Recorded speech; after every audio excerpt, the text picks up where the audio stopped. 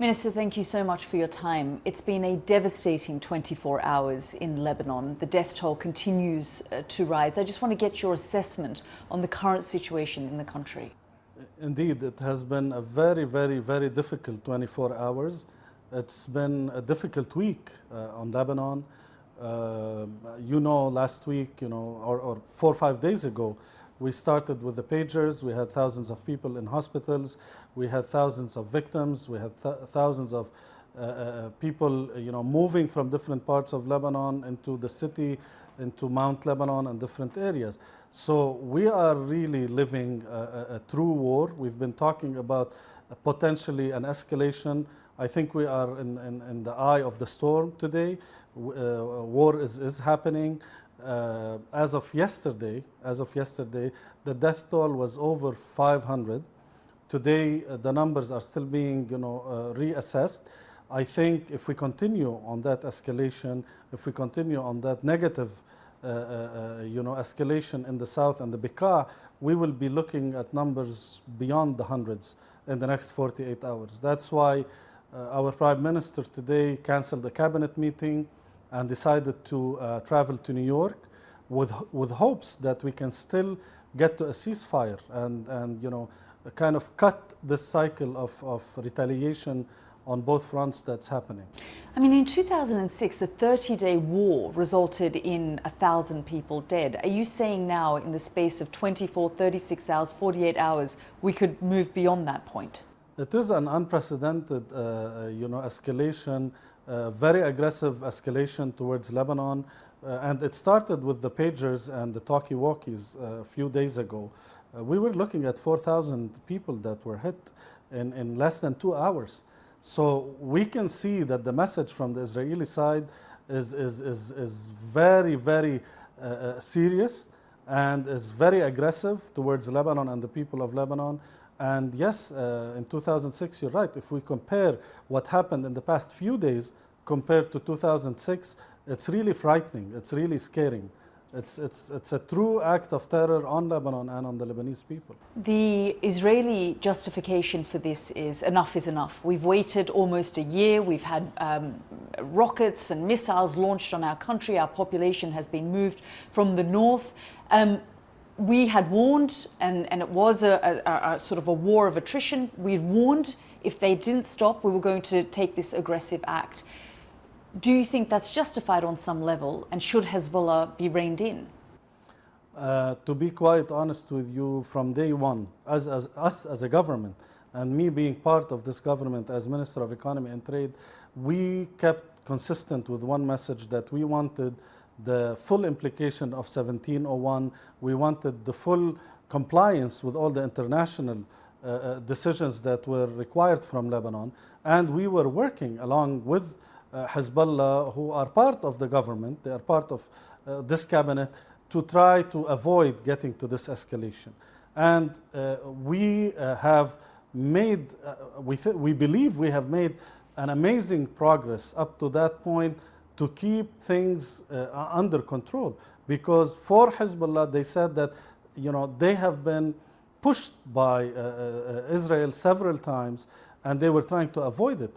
But after what happened a few days ago with the pagers and the talkie-walkie thing, nobody could keep anything under control. We knew that this was the final blow, that it will escalate into a full-blown war after that. But we were asking for a peaceful resolution. Everybody was trying to keep things, as they call it, between certain understandings or certain retaliation movements between both sides. And we were hoping that the peace talks would lead to somewhere, from Gaza to Lebanon, since we were tied into this case.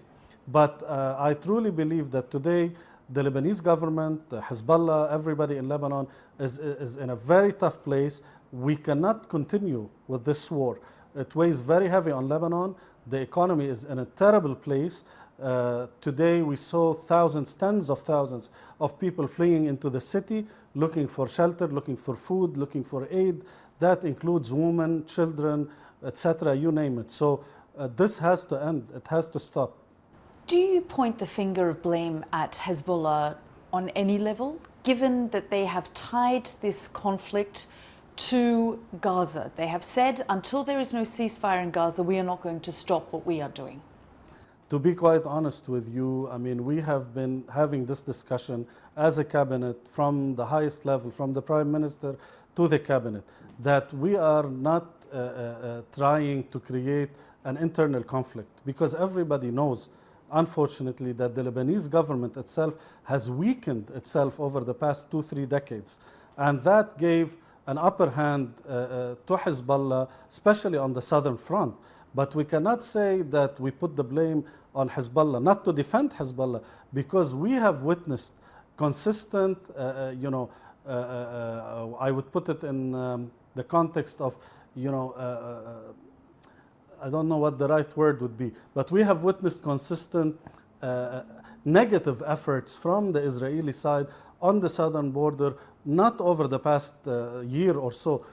It was continuous, and still parts of Lebanon and parts of Syria are still invaded by the Israeli forces. So we cannot really say we blame Hezbollah for doing what they did, especially that since 1 year started, the war started a year ago, the escalation has been very, very minimal from the Hezbollah side. They were keeping it under control, because there is a serious, and this is the first time probably a Lebanese politician says that, there is a serious threat, and I can tell you this as a government member, that the Israeli plan is to take massive lands out of the square footage of Lebanon. And this has been... We do feel that. We do feel that there was a plan, they say that's about half a decade old or half a century old, 50 years old, that the Israelis always wanted that part of Lebanon that goes all the way to the Litani. And that was part of the Lebanese civil war back then, when we had few presidents assassinated, that they didn't want Lebanon to be 10,452 square meters. They wanted it to be 7,000 something. So we see that today, based on the new plan, and they talk about the new Middle East and how they want to divide the region, that there is a true plan to push the borders of Lebanon and take a big chunk of the Lebanese land under the understanding of a buffer zone between... But the Israelis have been here before. Yeah, they have been in Beirut. They invaded Lebanon in 1982. They say they have no interest in doing that. They just want the rockets to stop. Honestly, if you want my own opinion, since I was someone that was born in the middle of that war, 45 years has passed, and I've kept hearing that there is no interest, but I've always seen contrary to that, the behavior of Israel over the past half century. As I said, probably the Palestinian-Israeli struggle is 75 years old. I'm 45 years old. For the past 45 years old, I have not seen one intention of letting Lebanon live in peace and letting Lebanon be, prosperous and be a competitor in this part of the Middle East. So do you feel then, you talk about the weakened Lebanese government over decades, do you feel then that you need Hezbollah for your protection today? To be quite honest, I was one of the ministers that always contradicted the way the governments of Lebanon, one government after the other, for the past 4 decades weakened the government. Up until today, everybody in the international community has been pointing fingers on the Lebanese government that you don't have the decision, you didn't take the decision, your military is not strong enough, etc. And we know unfortunately that it's a very true and sad fact. But that has been due to the lack of vision, due to the weakening of the government over all those years, which led, yes, to a superpower to grow in the lands where they are the people of that land, in the south and the Bekaa, where they felt that they were on the forefront of the war with Israel over the past 40, 50 years, and they had to create, their resilience. And then we integrated as a government, not this government, but previous governments they integrated the resistance within the government's work, and it became part of the slogan of how this country was running. So back to your question, yes, we say that if that power was not there, probably nobody knows, after what we see is happening in Gaza, nobody knows what would have happened in Lebanon if we had no resistance at all. And again, I'm not saying that to support or back up Hezbollah or any other party that's responsible, but probably we would have been in a much in a much worse place than we are today. And most importantly, my biggest fear today is that our negotiation position on the table today with the deal that's being put on the region, and we saw today the Iranian president had his word, we feel that Lebanon is left alone. That's why myself... Do you think Hezbollah understands this, given the language now that the Iranians who have funded, supported, financed... I think the Hezbollah past is the week... crown jewels. I think, yes, Iran. well, everybody thought that was the case. But I think the past week, the big deal in the region flipped the table upside down. I mean, we are seeing, like in the United Nations now, we are seeing those unbelievable speeches coming out, and you feel as if everything you've learned for the past 2-3 years has changed the past 2 weeks. I mean, the conversation, I mean, you can feel there's a deal in the making. You can feel there's a deal that's reaching the final stage. And, we can feel it in Lebanon. But my fear, our fear as a new generation of politicians trying to help Lebanon now, is we don't want to get the worst end of the bargain, because we are the weak link.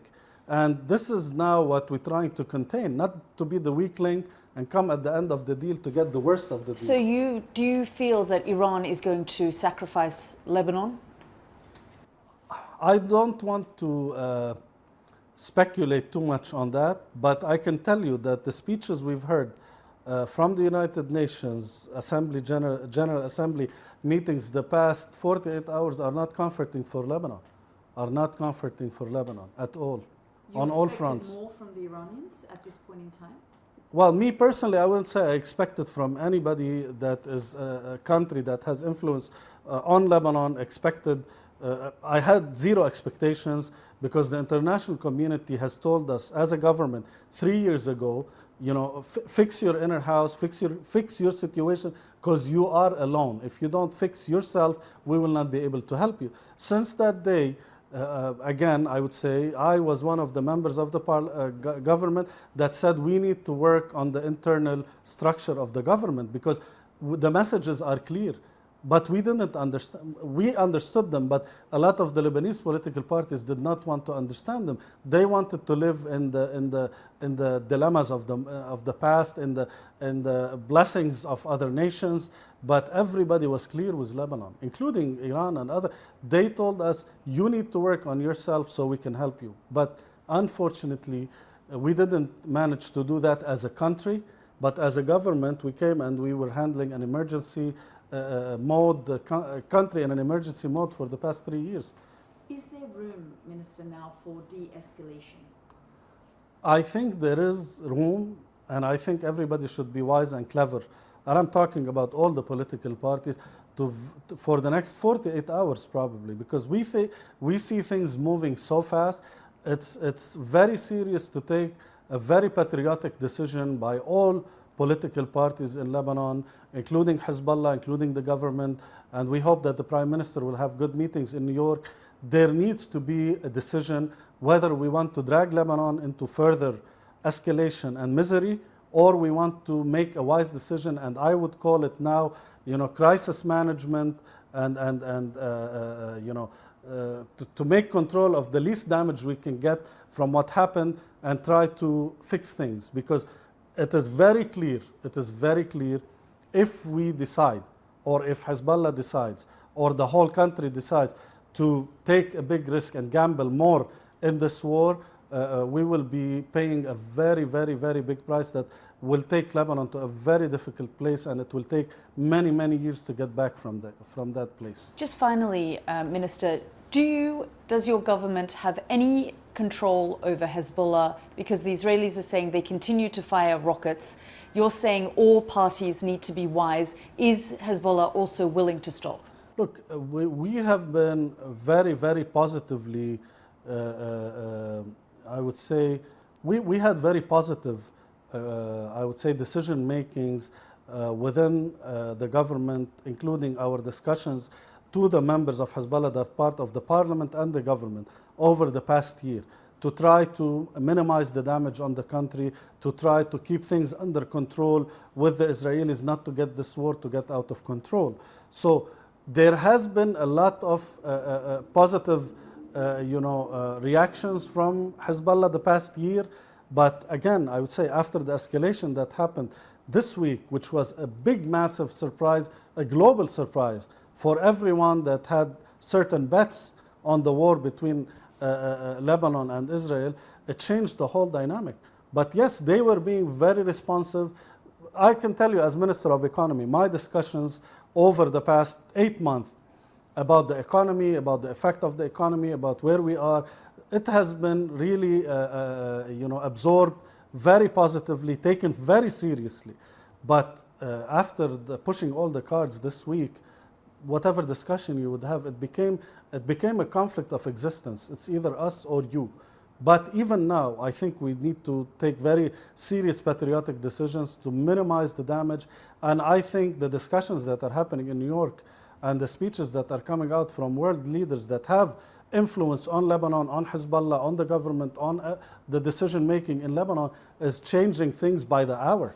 By the hour. And our Prime Minister was not going to the UN due to the situation, and today he is going. So something is changing, something needs to change, because we cannot definitely continue with this war. Sorry, just briefly, when you say it's changing by the hour, in a positive direction or a negative direction? I think in a positive direction to avoid an escalation and have a whole regional war, because everybody was fearful that an escalation with Hezbollah or in Gaza would lead to a more regional war, because it will require an intervention from Iran. But Iran today sent a message that it was very clear that by no means I want a war. By no means I want an escalation. And that is a message to everyone else to say, well, if the country that is supposed to be the influence on those small groups, to escalate, is saying, I don't want to escalate. So there is a deal in the making. And we know that this deal is over 15 years old between Iran and the US. And I think it's getting to a point where before the US elections, they are looking for a resolution, because the information I have is that no US administration, whether Republican or Democrat, wants to get into the White House with a war on the table. They made it very clear in their meetings with many world leaders that visited the US. No US president wants to get in the Oval Office with a full-blown war in the Middle East. Minister, thank you so much for your time. You're welcome.